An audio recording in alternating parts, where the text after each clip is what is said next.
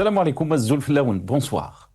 Abdelmajid Tebboune a haussé le ton samedi soir lors de son entretien périodique avec la presse nationale.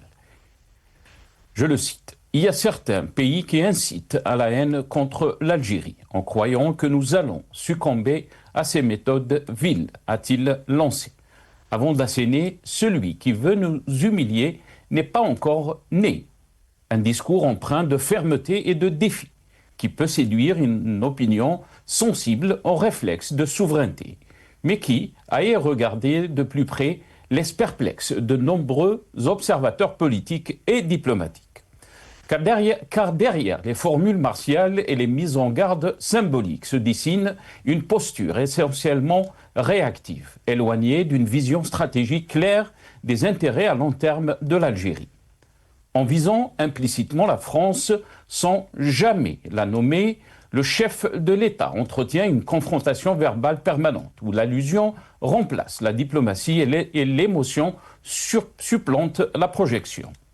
Or, les relations entre l'Algérie et la France ne sont ni ordinaires ni comparables à celles entretenues avec d'autres partenaires européens. Elles sont lourdes d'histoire, de blessures, mais aussi d'interdépendances humaines, économiques et culturelles profondes. Des millions d'Algériens vivent en France, constituant l'une des diasporas les plus importantes au monde. Un pan humain majeur entre les deux rives de la Méditerranée. Chaque crispation politique a des répercussions directes sur ces populations, sur les échanges économiques et sur la stabilité des relations bilatérales. En dénonçant une supposée guerre économique menée par Paris, en évoquant des méthodes viles sans jamais désigner clairement son interlocuteur, Tebboune entretient une ambiguïté diplomatique peu productive. La dénonciation, lorsqu'elle n'est pas accompagnée d'une stratégie lisible ni d'initiatives politiques concrètes, expose l'Algérie à une posture défensive permanente, où la réaction l'emporte sur l'anticipation. La diplomatie n'est pas un champ de bataille rhétorique. Elle exige constance, lisibilité et vision. À force de réduire la relation avec la France à un rapport de force symbolique, l'Algérie risque de s'enfermer dans une logique de confrontation stérile, au détriment de ses priorités économiques, de son attractivité internationale et de son rôle régional. Affirmer la dignité nationale est légitime, mais la confondre avec l'escalade verbale est une erreur stratégique.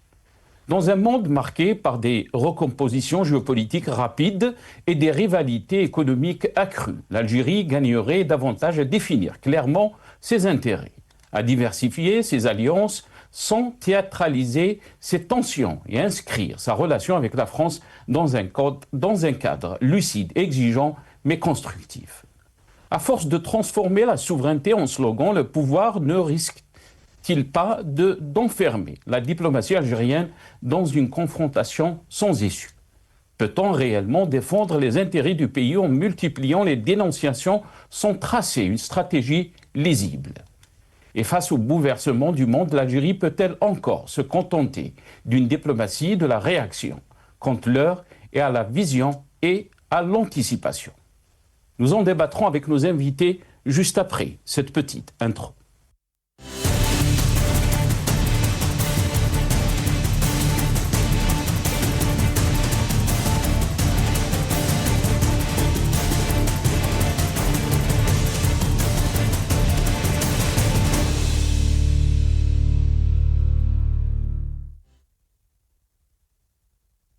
Crise algéro-française, grave accusation de Tebboune contre la France. C'est le titre de notre émission pour ce soir. Et pour en parler, j'ai le plaisir d'accueillir dans cette émission Gamal Abina, analyste politique. Il est avec nous depuis Paris via Skype. Gamal Abina, bonsoir. Merci beaucoup d'avoir accepté l'invitation. Bonsoir, merci pour l'invitation. Merci Gamal. On a aussi le plaisir d'avoir Abdelkrim Zrilech, journaliste et militant politique. Il est avec nous aussi via Skype depuis Constantine, en Algérie. Abdelkrim Zrilech, bonsoir. Merci beaucoup d'avoir accepté l'invitation. Marhaba bik. Bonsoir et merci à vous. Merci Abdelkrim d'avoir accepté l'invitation. On aura aussi Amira Bouraoui, médecin et militante politique. Elle sera avec nous depuis Paris, par téléphone. Voilà, donc Amira Bouraoui, elle sera avec nous dans la deuxième partie de cette émission. Avant de commencer dans le vif du sujet de ce soir, quelques titres de la presse nationale. On va revenir bien sûr sur l'entretien accordé par Abdelmajid Tebboune à la presse nationale et on va commencer avec ce titre du journal La Nation, crise algéro-française, Tebboune refuse le chantage et rappelle les leçons de l'histoire, a titré le journal La Nation. Le journal L'Expression, crise avec la France, celui qui veut nous humilier n'est pas encore né, donc a titré le journal L'Expression. Maghreb émergent. Tebboune accuse Paris de bloquer la renégociation de l'accord Algérie-Union européenne. Le président de la République a dénoncé samedi une guerre économique menée contre l'Algérie en Europe, pointant du doigt la France sans la nommer. Il réclame la révision de l'accord d'association et dénonce les quotas imposés sur l'acier algérien. Observe Algérie à notre titre. Accord de 1968. La France brandit encore la menace d'une révision. Et on termine avec ce titre d'agence Anadolu, une agence de presse turque. Algérie, le président Tebboune insinue que Paris est à l'origine des tensions entre les deux pays. Le président algérien a émis l'idée, sans la citer, que la France a bloqué les discussions entre son pays avec l'Union européenne et mène une guerre économique contre l'Algérie. Voilà, quelques titres de la presse nationale, donc, mais aussi de ce titre de l'agence de presse turque concernant donc le dernier discours d'Abdelmajid Tebboune. Et surtout, on va revenir dans cette émission par rapport à ces déclarations ou cette crise qu'il y a entre l'Algérie et la France. Avant de donner la parole à nos invités, on va vous passer cette petite vidéo, ces déclarations de Abdelmajid Tebboune, donc dans son dernier entretien, Soundbite One, nos amis de la régie, et je reviens à vous juste après. Les OQTF, on les a refusés à un ministre des Cannes. Parce que ce ministre-là, il se permet de prendre des Algériens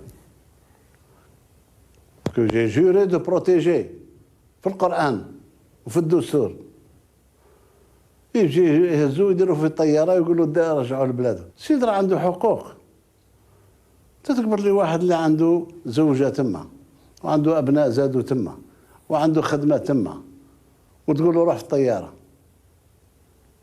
أنا قلت له لا أرجع وين كنت. هو يرسل ونقول له أرجع وين كان. سيتو. هذا ما كان.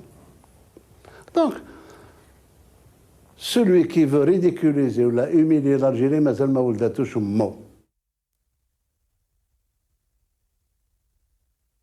Voilà, donc celui qui veut humilier les Algériens n'est pas encore né, ou l'Algérie n'est pas encore née, a déclaré Abdelmajid Tebboune. Bien sûr, pour revenir sur cette déclaration, il a parlé des OQTF, il a expliqué pour les OQTF, nous les avons refusés à un ministre parce qu'il se permettait de prendre des Algériens que j'ai juré de protéger, de les mettre dans un avion et de les renvoyer donc en Algérie. Ces Algériens ont des droits, ils vivent en France depuis 10 à 15 ans, il faut respecter leurs droits. Si la justice ordonne leur expulsion, il y a un recours. Nous avons des accords qui régissent cela. L'Algérie doit être informée, le consul doit rendre visite à la personne frappée d'une obligation de quitter le territoire français au QTF. Si tout est en règle, il signe le laissez-passer, a-t-il donc expliqué Abdelmajid Tebboune. Gamal Abina, je commence cette émission avec vous. Comment peut-on analyser le temps qui a été utilisé par le chef de l'État Abdelmajid Tebboune, mais aussi les termes qui ont été utilisés pour définir un peu cette relation tendue ou de crise entre Alger et Paris? Simplement, c'est une relation effectivement qui s'est tendue depuis 2022 et l'action actuelle qui a été conduite contre l'Algérie a obtenu finalement, in fine, une réponse ferme de façon très claire. Il y a un rappel à la loi, il faut rappeler quand même qu'il y a un OQTF qui devait être expulsé Manu Militari en 24 heures, a été maintenu en France, le fameux Doualem qui s'appelait Boualem. Pourquoi? Parce que les Algériens refusaient de donner un laissez-passer simplement parce qu'ils ne respectaient pas, je parlais français, la loi française. À telle enseigne que derrière, qu'est-ce qui s'est passé? Eh bien, les juges français ont effectivement statué en faveur de cette OQTF qu'on voulait expulser rapidement pour avoir eu des propos outranciers sur Internet. Donc, il faut quand même des motivations légales, il faut quand même, il y a des lois quand même en France qu'on doit appliquer et respecter. Et le rappel du président qui est très juste, c'est de dire comment on peut dégager quelqu'un qui a vécu 10, 15 ans, parce que je rappelle qu'OQTF, ça ne veut pas dire voyou, ça ne veut pas dire délinquant, ça veut juste dire que quelqu'un arrive en fin de droit et que parfois, il s'imagine qu'il va être reconduit, eh bien, il ne relevait pas son titre de séjour. Et là, à ce moment-là, ce qui se passe, c'est qu'immédiatement, il est visé par cette obligation de quitter le territoire et devient, de fait, clandestin, même s'il n'est pas clandestin, puisqu'il est arrivé légalement en France. Et donc, cette façon de l'extrême droite française, c'est elle qui a beaucoup mis l'accent là-dessus avec les chaînes de télévision d'extrême droite, de caractériser l'OQTF comme un délinquant dangereux parce qu'il y a eu effectivement 2 crimes qui ont été commis par des OQTF, mais c'est des crimes comme il en arrive tout le temps en France, plus de 900 morts par an, hein, c'est ça les crimes en France. Et on met l'accent sur 2 cas de figure, sur 2 ans en plus, pour caractériser, pour donner, pour vraiment salir l'idée même que l'Algérien qui avait en France dans les conditions légales et qui se voit refuser une reconduction de ces conditions légales devienne de fait un délinquant. Ça n'est pas le cas, ça n'est pas un voyou, ça n'est pas quelqu'un qui a enfreint une règle. Il y a des gens qui sont obligés de quitter le territoire alors qu'ils ont beaucoup travaillé, c'est vrai, ça a été rappelé. Et il rappelle de façon très ferme, aujourd'hui, il a raison de le faire, moi j'aurais fait aussi, que les Algériens, c'est pas du bétail, c'est pas de la marchandise qu'on dégage comme on veut et quand on veut. Il y a des droits, il y a des obligations, il y a quelques autres QTF parfois qui sont reconduits à la frontière alors qu'ils se sont mariés avec des Françaises, ça aussi c'est oublié. Donc tout ça pour dire qu'en vérité, il y a, et puis il faut rappeler que c'est 5% le taux de récupération africain des OQTF et qu'il y a une obsession anti-algérienne qui ne parle que d'Algérie, comme si le reste de l'Afrique respectait cette obligation. Donc le président Tebboune a rappelé de façon très ferme, et il a raison de le faire, que ce n'est pas du bétail qu'on dégage et qu'il y a des lois. Et ce qui est amusant, c'est de voir un président algérien rappeler qu'il y a des lois en France. C'est quand même très ironique et que les juges français rejoignent ces termes-là, effectivement, et rappellent qu'il y a des lois. Donc moi, je pense que cette fermeté, effectivement, qui donne le sentiment que depuis quelques mois, quand même, il y a des provocations du côté français, eh bien, une réaction algérienne saine, à mon sens, est une très bonne chose. Et vous pensez donc que le temps utilisé, vous avez parlé de fermeté, Gamal Abina, mais le temps utilisé aussi, mais quelques qualificatifs aussi, des mots qui ont été utilisés très fort. Celui qui veut émuler l'Algérie n'est pas encore né. Est-ce que vous pensez que c'est une stratégie diplomatique assumée? Vous savez, quand vous avez le premier policier de France, ministre de l'Intérieur, qui parle de bras de fer, qui parle de guerre, qui parle d'humiliation, je rappelle toujours que ça vient de la France. Il ne faut jamais inverser les trucs. Toutes les provocations sont des démarrages du côté français, droite, extrême droite, et particulièrement Retailleau, qui est un véritable agent d'extrême droite, un ancien pote de De Villiers, donc vous imaginez un peu le radicalisme, catholique, chrétien, intégriste, fasciste, qui en plus, je dis fasciste parce que les termes sont fascisants, en plus fait de la provocation. C'était très diplomatique pour un pays qui a une longue tradition diplomatique comme la France. Ça ne l'était pas. On arrive en bout de course où effectivement, et je comprends les Algériens, ça va 5 minutes, on est gentil, on répond poliment, on fait un documentaire dans lequel on insulte un président, alors c'est un documentaire monté de voyous, on fait la surenchère verbale, on a des chaînes d'extrême droite qui passent leur temps à ergoter sur l'Algérie, on a toute la classe politique qui devient de plus en plus radicale sur ces questions-là parce qu'il y a une obsession anti-algérienne compte tenu de la crise économique en France qu'on n'assume pas. Et donc lorsqu'il dit cela, il ne fait que répondre, en réalité, je le trouve plutôt modéré, hein, à de l'outrance de l'autre côté qui parle d'humiliation, qui parle de rapport de force, qui parle de guerre économique, qui parle de guerre politique, qui parle dans les documentaires la guerre secrète. C'est quand même beaucoup de choses comme ça, de vocabulaire guerrier, où on parle de combat, où on parle de rétention, où on parle de mesures de contre-offensive. Littéralement, on est dans des termes outranciers et guerriers de l'autre côté, alors que les Algériens, jusqu'à présent, je trouve qu'ils sont plutôt bien comportés. Ils ont été plutôt modérés dans le propos. Aujourd'hui, ce message de fermeté s'adresse aux Français pour dire quoi? Il y a un rapport de discussion actuellement qui est en train de s'établir, mais qu'il va falloir être un peu respectueux vis-à-vis de la partie algérienne, parce que ça va 5 minutes les insultes, les documentaires à charge, les quelques excités en France qui veulent attaquer l'Algérie, c'est une chose, mais l'État français se doit d'avoir une réserve minimum de respect vis-à-vis d'un État-nation souverain. Très bien. Restez avec nous, Gamal Abina. Abdelkrim Zrilech, je reviens vers vous, Abdelkrim Zrilech. On a écouté donc l'analyse de Gamal Abina qui parle donc de fermeté concernant donc les déclarations du chef de l'État, Majid Tebboune, par rapport à cette relation de crise entre Alger et Paris. Qu'est-ce que vous en pensez, Abdelkrim Zrilech? Avant de vous donner la parole, je pense que Dr Amira Bouraoui nous a rejoint. Je rappelle, Dr Amira Bouraoui est médecin et militante politique. Dr Amira Bouraoui, bonsoir. Merci beaucoup d'avoir accepté l'invitation. Marhaba bik. Ah, on a perdu Dr Amira Bouraoui. Abdelkrim Zrilech, je vous donne la parole.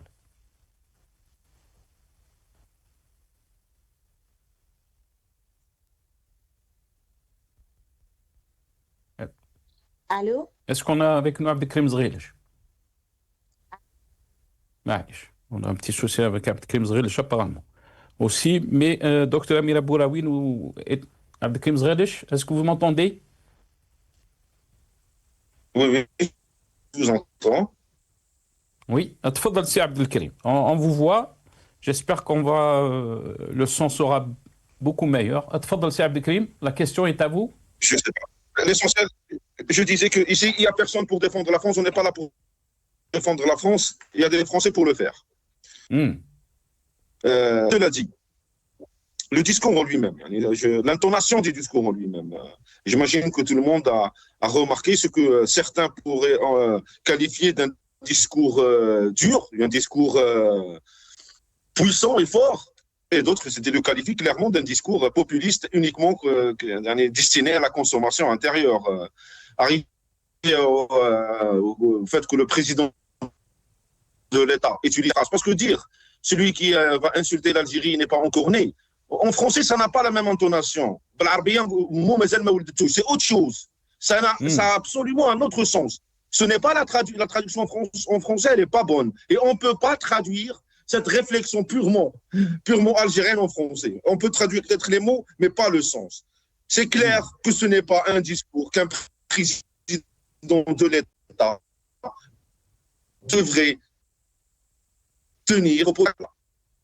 On devrait avoir un minimum de réserve et un minimum de diplomatie dans son discours parce que, il ne faut jamais dire Fontaine, je ne boirai jamais à ton eau. Et les relations politiques entre les pays changent. Et, cela dépend des interactions entre ces deux pays-là. Donc le discours, c'était pas un discours ni dur, ni... Est-ce que nous avons les moyens de cette politique-là? Qui va oser poser la question au président de l'État? Est-ce que nous avons les moyens de notre politique? Qui va avoir l'audace de lui poser cette question-là? Et c'est un autre volet. Franchement, quand on parle on parle des OQTF, et on est en train de confirmer et d'insister sur le fait que la justice française a pris parti pour les gens qui ont été, certaines personnes qui ont été visées par les OQTF. Elle a préservé ses intérêts, leur intérêt plutôt. On parle des juges français, on parle de la justice française. En Algérie, nous avons des Algériens qui ont un passeport algérien, qui ont une nationalité algérienne, qui ne sont pas assujettis ni au OQTF ni rien d'autre. Ils ont été refoulés aux aéroports algériens. Nous avons des cas concrets d'Algériens qui sont arrivés en Algérie et ils étaient refoulés dans les aéroports. De quelle justice algérienne? Et là, Abdelkrim Zrilech, vous parlez bien sûr de l'exemple de Farid Alilet, le journaliste Farid Alilet, qui a été refoulé, mais aussi de Nassera Dutour, président de SOS disparu, qui a été refoulé aussi et qui a la nationalité algérienne, qui est algérienne, et Farid Alilet qui est algérien aussi. Exactement. Donc, si on se met à comparer la justice algérienne et la justice française, je vois que dans cette émission-là, votre invité est en train de dire que la justice française a pris position pour les gens qui ont été visés par les OQTF, elle a préservé leurs droits. Est-ce qu'on peut dire la même chose de la justice algérienne? Est-ce qu'on peut dire la même chose du fait qu'une Algérienne qui se présente devant la justice et qui demande des explications au juge? Pourquoi je ne peux pas rentrer plutôt sa défense, ses avocats? Parce qu'elle n'est pas rentrée en Algérie. Ses avocats demandent au juge pourquoi notre cliente ne peut pas rentrer en Algérie. Il leur répond, je ne suis pas habilité à répondre. Vous êtes juge. Donc, je reviens sur ce que je disais la première phrase. Personne n'est ici pour défendre la France. Nous sommes ici pour défendre l'Algérie et l'image de l'Algérie à l'international. Ce qui se passe en Algérie est incroyable et inimaginable et inexplicable. Et aujourd'hui, on est le 10, il y a un journaliste de l'NTV qui s'est fait arrêter aujourd'hui. Là, maintenant, il est en garde à vue. Donc certainement, ça va se développer comme d'habitude vers la prison. C'est clair. Ce qui se passe, la réaction épidermique de l'Algérie par rapport à la France n'est qu'un prétexte. On cherche toujours l'ennemi. On a commencé une année, on a raconté aux Algériens que le souci, c'était la droite française. Après une année, maintenant, le souci s'est déplacé, c'est la France, maintenant, le souci. C'est la France officielle, le souci, maintenant. Et maintenant, le problème, il est en train de se déplacer encore plus vers l'Union européenne.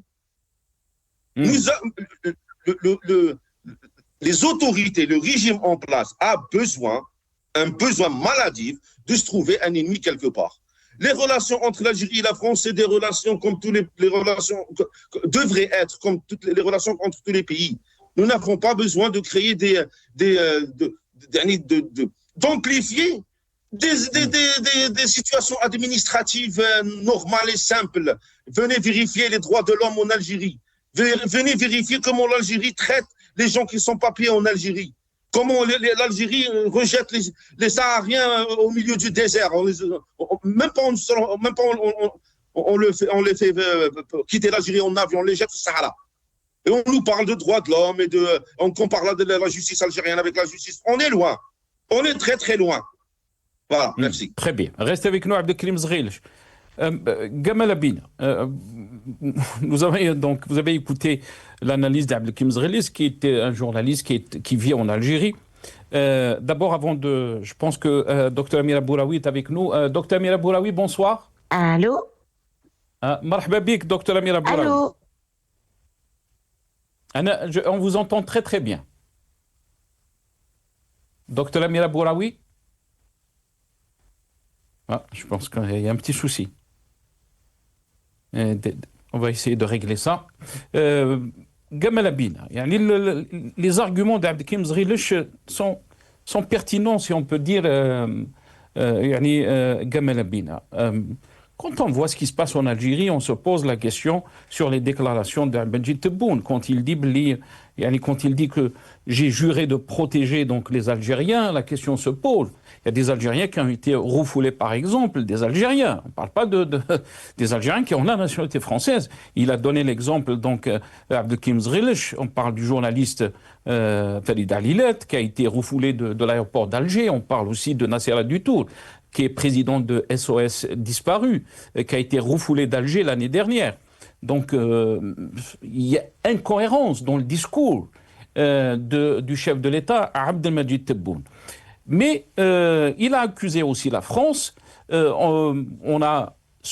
Au début de cette crise, on a souvent montré du doigt donc l'extrême droite, et vous l'avez aussi mentionné dans votre analyse, la posture de l'ancien ministre Bruno Retailleau. Mais on n'est plus dans ce schéma. Il y a un nouveau ministre de l'Intérieur. On parle des relations maintenant avec la France.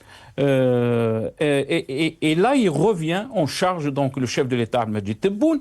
Il dit que la France, donc, il accuse la France, sans la nommer, de bloquer les discussions entre les deux pays, bien sûr, entre l'Union européenne et l'Algérie, et de mener une guerre économique contre l'Algérie. On va l'écouter dans ce passage. تكلموا على علاقات ودية وطيبة ومتبادلة، فائدة متبادلة مع الدول الأوروبية، وهذا الشيء راه ماشي مع الدول هذه فرادى، مع أصدقائنا الإيطاليين، مع أصدقائنا الإسبان، مع أصدقائنا الألمان، أصدقائنا الدول الأخرى. ولكن فيه مازال بعض الدول اللي تحرض ضد الجزائر، ظانين بلي الجزائر تركع بهذه الاساليب البخسه هذه. اذا الامور هذه طلبنا باش نعاودوا نتفاوضوا. ما فيش اجماع، فيه اجماع ناقص واحد. ما يستوعبوش الدروس. احنا علاش ربي حبانا الحمد لله بذاكره وذكاء اللي يخلينا المؤمن لا يلدغ من جحر مرتين. الحاجه اللي نديروها ما تكررش، الغلطه اللي نديروها ما تكررش. Voilà. Le chef de l'État, là, le chef de l'État, Gamal Abina, parlait donc, et là je le cite, il y a certains pays qui incitent à la haine contre l'Algérie en croyant que nous allons succomber donc à ces méthodes viles. Donc a-t-il dénoncé, mais aussi il a rappelé que cela, nous avons demandé la renégociation de l'accord d'association. En réalité, il y a un consensus -1. Et là, bien sûr, il parle de la France sans la nommer. Votre réaction? Déjà, on va commencer par répondre à ce qui est dit tout à l'heure par votre invité, puisqu'il ne me connaît pas apparemment. Je le connais aussi très bien, parce que c'était l'ancien directeur de Radio Sarbacane qui a reçu Alain Soral, au passage. Je dirais simplement, c'est que quand je parle d'un sujet et qu'on déporte sur autre chose, ce n'est pas le sujet. Donc le sujet, c'est quoi? C'est est-ce que les OQTF français doivent être traités comme du bétail? La réponse de l'État algérien, et c'est très bien, et on est content, c'est de dire non. Voilà, tout simplement. Après que les droits fondamentaux de certains Algériens qui sont peut-être opposants, je ne sais pas, je ne connais pas les longues mailles données, bon, soient impactés, ça peut arriver, c'est possible. Tout est possible dans un État comme en France, un État de droit, et pour autant, il y a un Kanak qui se retrouve mis en prison en France alors qu'il est Kanaki, juste parce qu'il a des idées politiques d'indépendantiste. Donc, il faut être très clair sur ça. Il y a des tensions parfois, il y a des réactions politiques, des oppositions. Par exemple, les gens du MAC ne mettront jamais les pieds en Algérie, Dieu merci. Mais il y a des réalités. On parle de la France qui est quand même une république depuis 250 ans bientôt, qui se fonde sur le droit, de façon stricte au sensu, et qui considère que des gens qui bénéficient des mêmes titres de droit que les Français lambda, européens de souche en l'occurrence, ne doivent pas être traités de la même façon pour certains d'entre eux.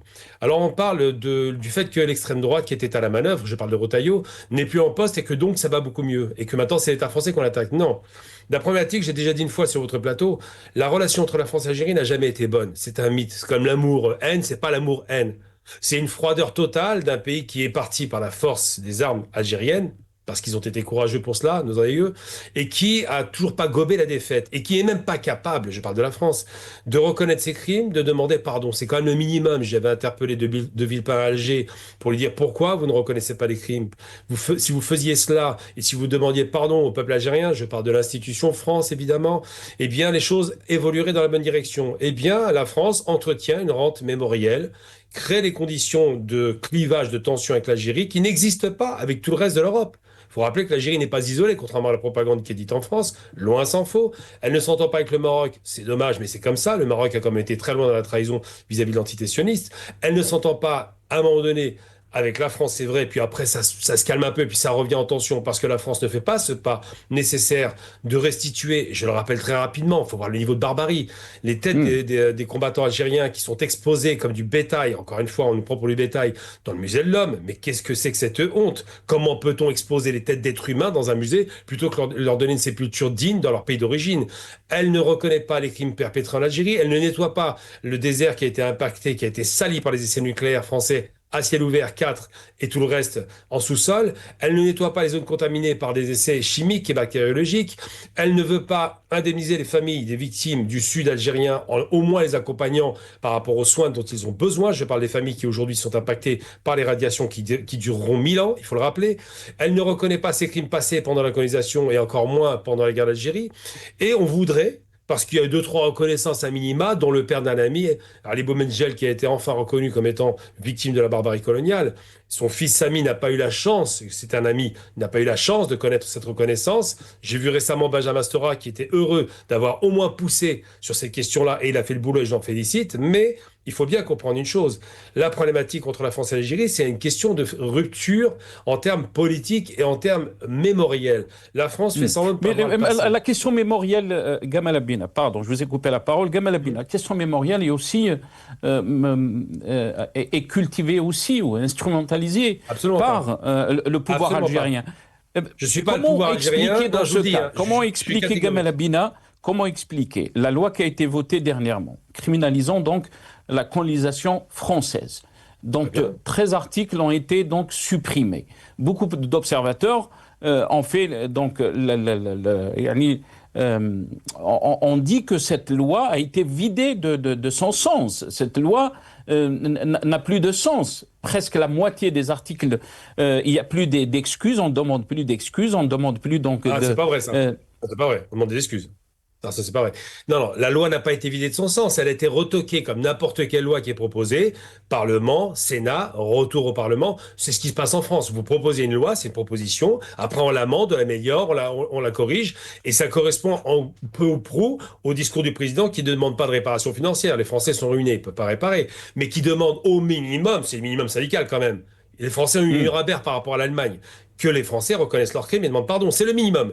Et quand vous dites le pouvoir, non pas le pouvoir, le peuple, les Chab, nous, tout le monde, on est tous intéressés par ça, parce que c'est une négation qui crée des tensions. Même en France, les Algériens de France vivent très mal le fait qu'on nie le passé de leurs parents, qu'on nie la douleur d'un peuple entier qui a été massacré, qu'on fasse semblant de ne pas le voir et qu'on ne l'étudie même pas à l'école. Je vous dis, la colonisation, c'est quoi? C'est 2 pages pour parler de la décolonisation, pas de colonisation. On ne parle pas de 1830, on ne parle pas des massacres, on ne parle pas des enfumades, on ne parle pas du million de morts quand les Français rentrent à Sidi Férouge pendant 20 ans, un massacre de masse. Ça, on n'en parle pas. Eh bien, ça doit être documenté. Il y a des historiens français qui font le travail, mais ne sont pas suivis par l'État, qui refusent de le mettre dans les magazines scolaires. Donc, il faut être très clair sur un point. Lorsqu'on parle de questions mémorielles, c'est pas un entretien à l'Algérie, c'est faux. Tout le peuple algérien, on l'a vu pendant le Hirak, sort les figures des héros de la résistance. La problématique, elle n'est pas à niveau algérien, elle est au niveau français. Si vous faites en sorte de reconnaître ces crimes et de demander pardon, il n'y a plus d'entretien de rente mémorielle. C'est fini. Mais ça n'est pas fait parce que les Français sont très arrogants là-dessus.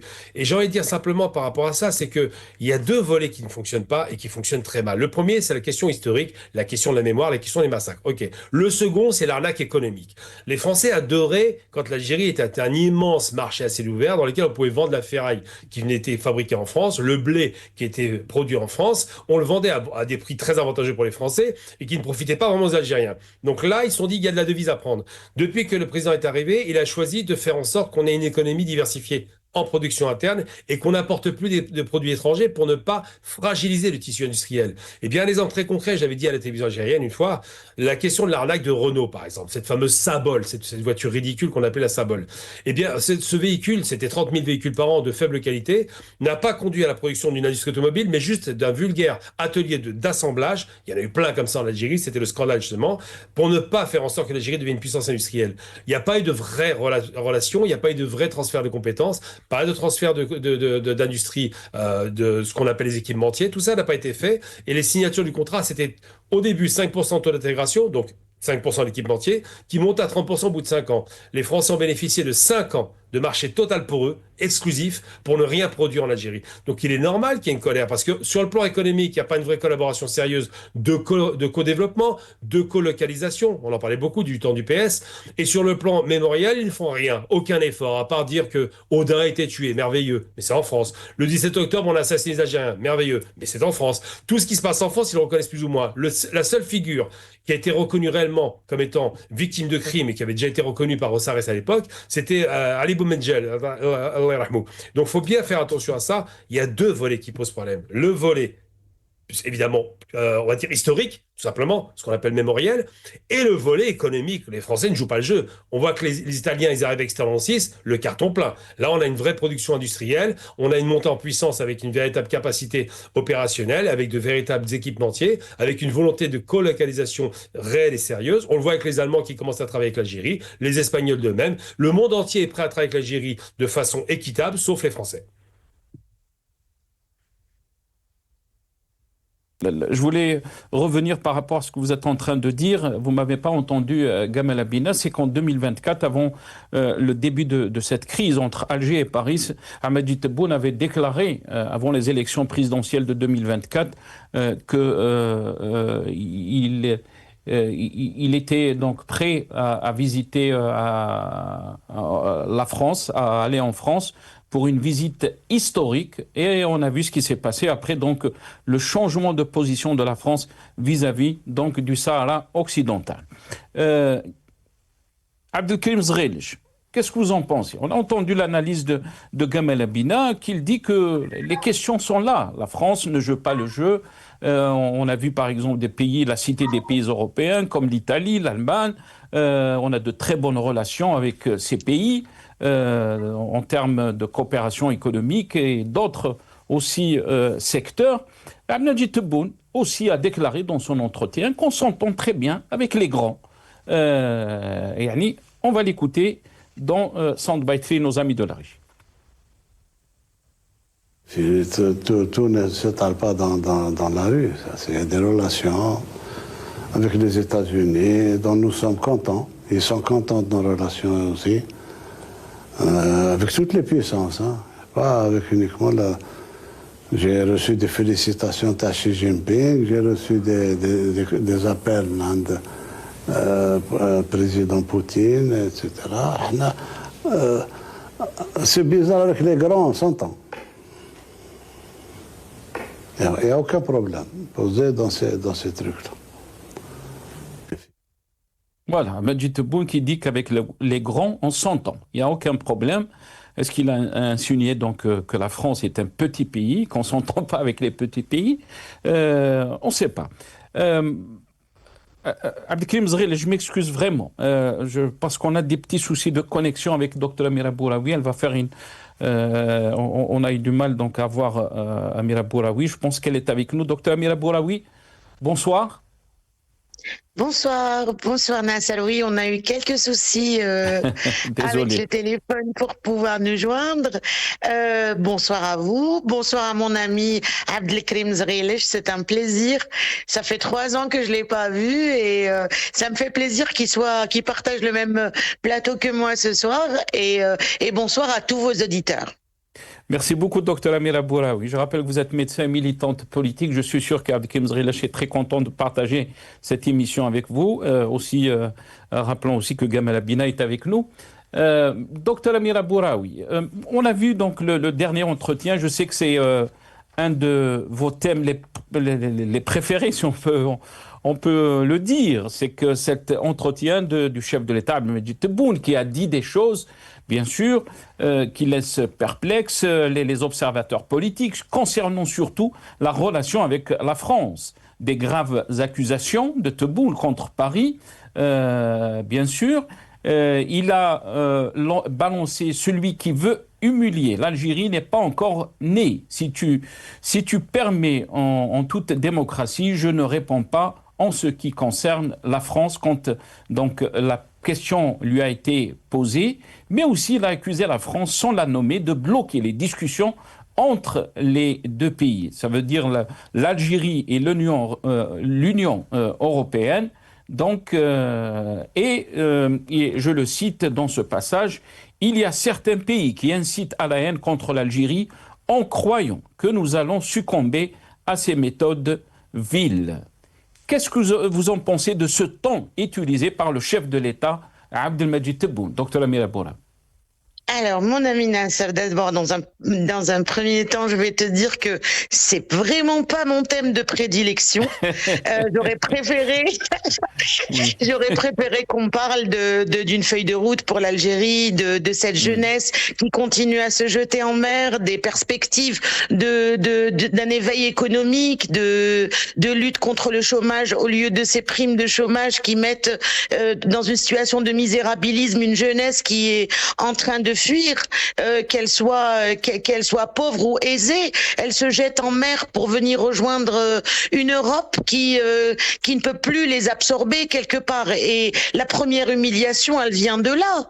Et c'est ce président qui est en train d'humilier les Algériens. Ce ne sont pas les autres pays, grands ou petits, ou je sais pas comment qu'il les décrit. Et puis il est là, oui, moi, فكرني زعما واحدة هكا الحاجة بعثوا لها هكا عرضة وانا يكتبوا لي les grands pays parce que bon diplomatiquement on s'envoie des courriers hein, c'est diplomatique, ça se passe comme ça entre tous les pays du monde. Oui, nous on s'entend avec les grands, pas avec les petits. Mais il faut que l'opinion algérienne fasse la différence entre son amour pour l'Algérie, ce pays qui nous a vu naître, qu'on soit d'ici ou d'ailleurs, qu'on vive ici ou ailleurs, et entre un monsieur qui semble avoir complètement perdu les pédales et qui est dans une sorte de commandement hagda, qui mène goulou dans les quartiers, avec les pays, tu as mis l'Algérie diplomatiquement dans une situation très très difficile avec tous les pays du monde, pas uniquement la France. Pas uniquement la France. Il s'est mis à insulter maintenant les Émirats. Ils lui ont même pas répondu tellement qu'ils ne le prennent pas au sérieux. Il y a un gros souci avec ce monsieur. Et moi, je fais une grande différence entre monsieur Tebboune, je vais être sage et l'appeler monsieur, et entre l'Algérie, qui est une nation, qui est un pays, qui a une histoire. Donc, pour moi, le premier à humilier les Algériens, que ce soit en intramuros, c'est-à-dire en Algérie, ou que ce soit en extramuros, en refusant de récupérer qu'a demandé la France. Elle a demandé de récupérer des délinquants. Elle n'a même pas demandé de récupérer tous ceux qui sont en situation irrégulière, mais des OQTF délinquants qui ont commis des crimes et qui portent préjudice aux Algériens établis en France depuis très longtemps et qui sont complètement intégrés et qui payent des impôts. Amira, je m'excuse, je vous ai coupé la parole. Sur cette question, puisque la question lui a été posée sur les OQTF, pour les OQTF, nous les avons refusés. Donc, a déclaré Abdelmadjid Tebboune, un ministre, parce qu'il permettait de prendre les Algériens que j'ai juré de protéger, de les mettre dans un avion et de les renvoyer en Algérie. Ces Algériens ont des droits. Ils vivent en France depuis 10 à 15 ans. Il faut respecter leurs droits. Si la justice ordonne leur expulsion, il y a un recours. Qu'est-ce que vous avez à dire par rapport à cette réponse du chef de l'État? Décider ici en France sur des faits établis, que ce soit des gens qui ont des casiers judiciaires ou des gens qui incitent à la haine ou qui ont décidé de liquider de l'opposant algérien. Qui fait? Il y a des gens qui ont incité à liquider ici, sur un territoire français, des opposants algériens établis en France. Comment doit réagir l'État français? Il a demandé leur expulsion parce qu'ils ont des casiers judiciaires. Et les lois veulent que lorsqu'on te demande de récupérer ton ressortissant parce qu'il a commis des actes contraires à la loi, il a une terre et les lois internationales t'obligent à le récupérer. Et lui refuse de les récupérer. En fait, c'est un levier qu'il utilise. Vous savez, ici, il y a des opposants algériens qui sont installés en France parce qu'ils risquent la prison. Il y a des franco-algériens qui sont installés en France depuis des décennies. Il y a des Français d'origine algérienne. Il y a des Algériens qui ont des certificats de séjour qui sont là depuis des décennies. Tout ce beau monde est intégré en France, travaille, paye des impôts. Et ils ont des enfants franco-algériens nés ici. Et le problème qui a fait en sorte de stigmatiser tous ces Algériens, c'est ce refus et ce bras de fer que Tebboune a refusé de récupérer des Algériens qui sont venus ici de manière irrégulière et qui ont commis des actes contraires à la loi. Il est là le souci. Et lui, il en fait un bras de fer. Et il se voit quelque part en miroir par rapport à la France pour essayer de nourrir un populisme en intramuros. Il veut refaire une guerre qui a déjà été consommée il y a longtemps. Et où ses parents n'étaient même pas impliqués d'ailleurs. Ça, je tiens à le préciser. Donc, aujourd'hui, qu'ils disent les petits pays, les petits ceci, les petits cela. Mais c'est lui qui est en train de rapetisser l'Algérie et les Algériens. C'est lui qui est en train de les rapetisser et en train de les léser là où ils sont. Il est en train de les stigmatiser. Ce n'est pas que la France qui est en train de pointer du doigt tous ces délinquants arrivés de manière irrégulière, qui ont commis, je le répète, il y a des Algériens qui ne sont pas en situation irrégulière et qui sont établis en France et qui travaillent ici en France et qui ont des fiches de paye et que la France veut garder. Et ils étaient en voie de régularisation, ils sont mariés, ils ont des enfants. Et ceux-là se trouvent aujourd'hui stigmatisés et n'arrivent pas à régulariser leur paperasse parce que Tebboune refuse de récupérer ceux qui ont des casiers judiciaires. Très bien. Donc, qui est en train d'humilier les Algériens? Je vous écoute. Lui, il a dit, pardon, j'ai juré donc de protéger ces Algériens. Mais on va revenir sur une autre question, docteur Amir Abouraoui, parce que le temps nous presse et je sais que vous n'avez pas beaucoup de temps. Sur une autre déclaration dans le même entretien, il a parlé des opposants algériens. On va l'écouter dans ce passage.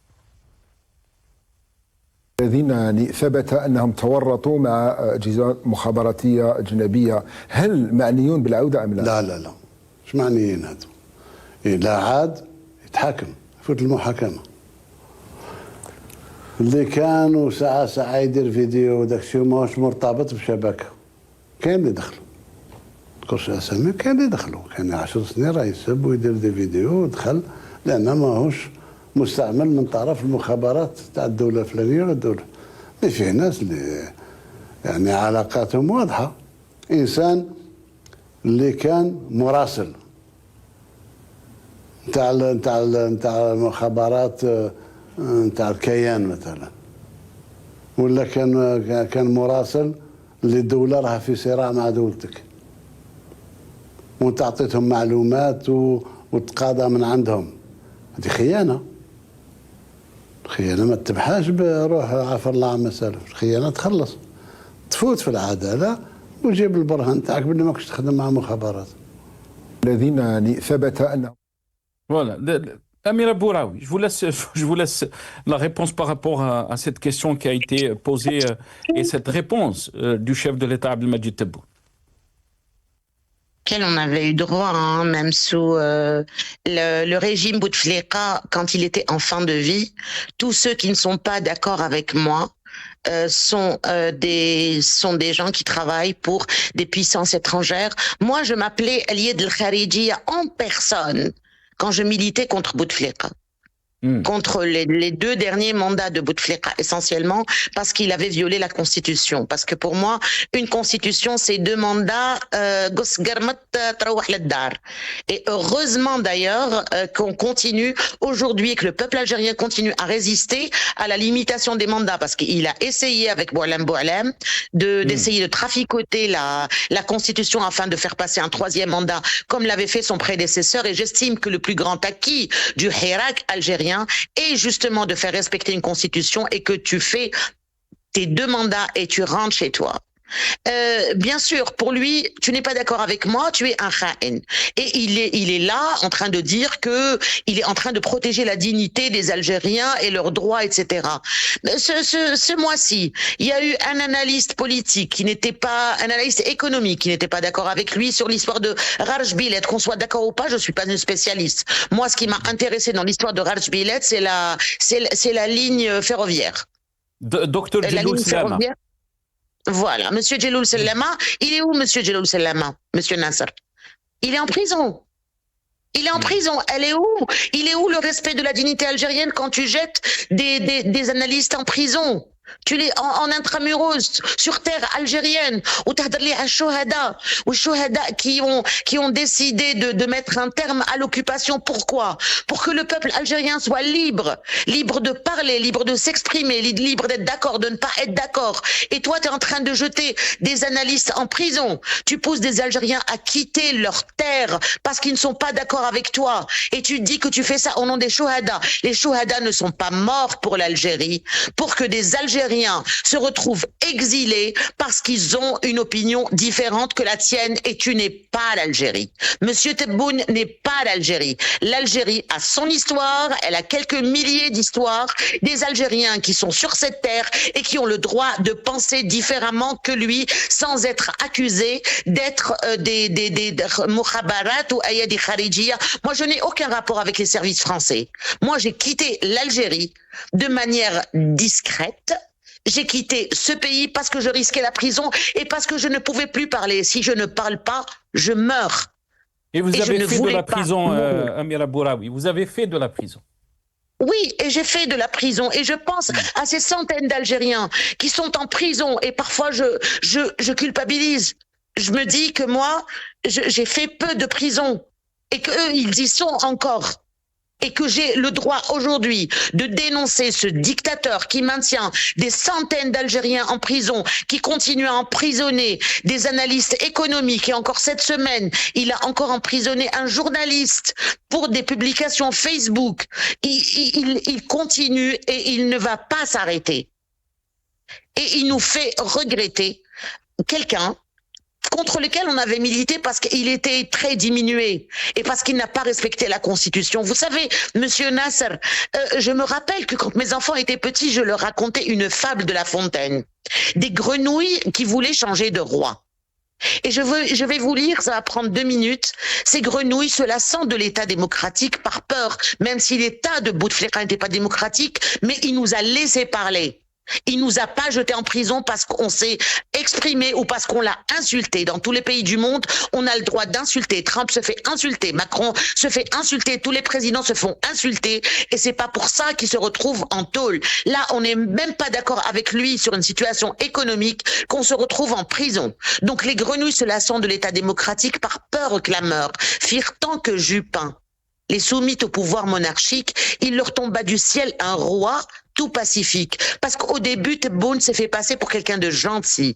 Ce roi fit toutefois un tel bruit en tombant que la gente marécageuse, gens fort sotte et fort peureuse, et là je parle des journalistes. Je comprends la peur. Moi aussi, je la connais, la peur.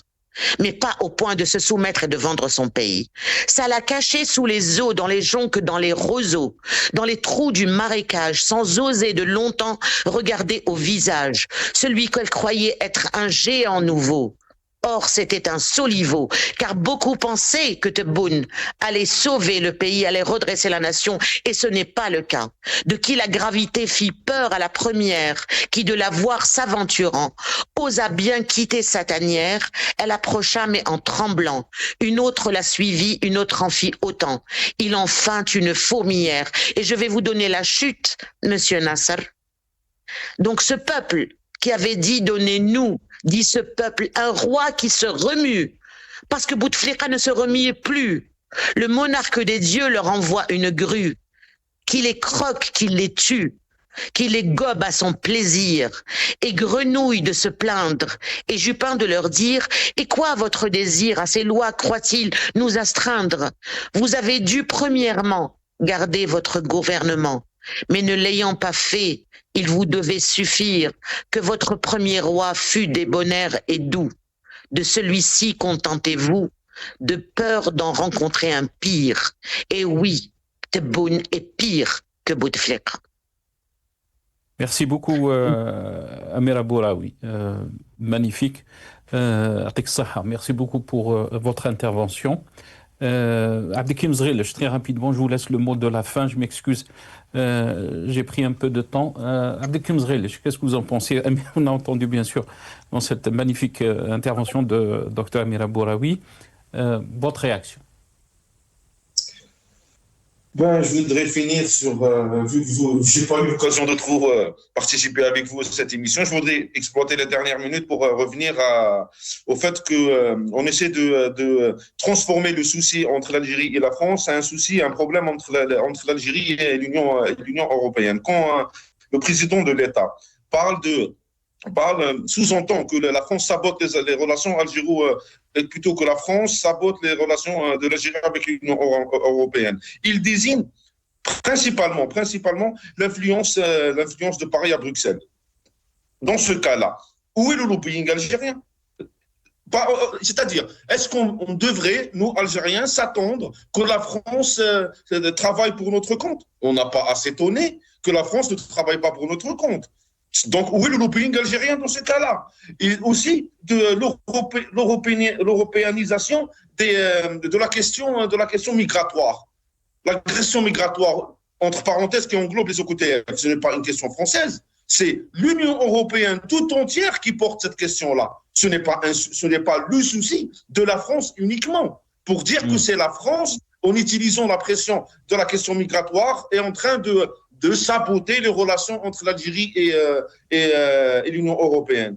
Il simplifie des relations complexes entre l'Algérie et la France en mettant en face à face un historique avec la France. il simplifie les perturbations des relations entre l'Algérie et l'Union européenne en utilisant la France comme toujours d'ailleurs. Hein. L'éternel ennemi, c'est elle qui est en train de saboter. Et pour finir, si tu te permets, juste ça, parce que concrètement, dans le discours sur l'Union européenne, concrètement, le seul objet qui est quantifiable, qui a été utilisé par Monsieur le Président de l'État, c'est la question de l'acier. Ça a été et les quotas que l'Algérie peut vendre en Europe. Mais ça a été présenté, tout le monde peut reprendre le discours, comme si ces quotas-là n'étaient fixés que pour l'Algérie, alors que c'est pour la totalité des partenaires hors Union européenne, de l'Union européenne en termes d'acier. Ça a été présenté comme si l'Union européenne ne fixait des quotas qu'à l'Algérie. Alors que c'est absolument faux. L'Union européenne impose des quotas à l'ensemble de ses partenaires qui ne sont pas membres de l'Union européenne. C'est un contrat économique, ça n'a rien à voir avec la France ou avec... et si nous avons d'aussi belles relations avec l'Allemagne, l'Espagne et l'Italie, pourquoi ils n'interviennent pas? Ils sont 3 contre la France. Pourquoi ils n'interviennent pas pour relever ces sanctions-là, qui sont, je le redis, des sanctions appliquées à l'ensemble des partenaires de l'Union européenne? Et pour schématiser, un discours populiste destiné à la consommation interne. Pardon. Merci beaucoup, Abdelkrim Zghil. Merci à mes invités. Abdelkrim Zghil, journaliste et militant politique, vous étiez avec nous depuis Constantine. Merci à Gamal Abida, analyste politique, vous étiez avec nous depuis Paris. Merci à Amira Bouraoui, médecin et militante politique. Elle était avec nous par téléphone depuis Paris aussi. Merci à vous, chers téléspectateurs, d'avoir suivi cette émission. Ya'tikum saha wa bqaw ala khair.